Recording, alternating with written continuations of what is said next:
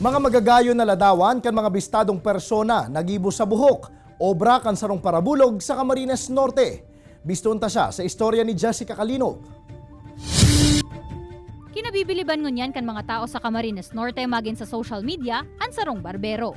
Huli sa tibay kaini sa pagdrawing gamit ang mga buhok, napigbulog niya sa iyang mga customer. Binisto ang barberong ini na si Anthony Barzuela, na tubong Tigbinan, Labo, Camarines Norte. Istorya ni Anthony, aki pa sana mahilig na siya sa pagdrawing. Alaga day niya subot ini nagigibo, huli ta sibot sinda sa paghahanap buhay como sarong barbero. Kasi wala na talaga akong time sa pag-drawing eh. Kaya ginawa ko, nag-isip ako ng paraan na pwede ipagsabay yung gupit at drawing.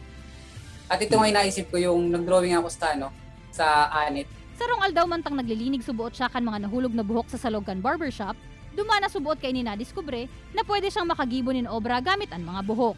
Apwera sa pagdrawing gamit ang mga buhok, pinurbaran niya na ini sa mismong mga customer sa paagi kan pagkrear nin mga imahe sa anit kan sa indang mga payo.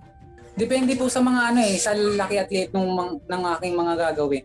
Pero minsan, kalimitan na ginagawa ko, mga umaabot ng 5 to 6 hours. Kinaugmama ni Anthony na nabibisto siya kan mga tao sa siring na talento, bako sana sa Pilipinas alagad magin sa ibang nasyon.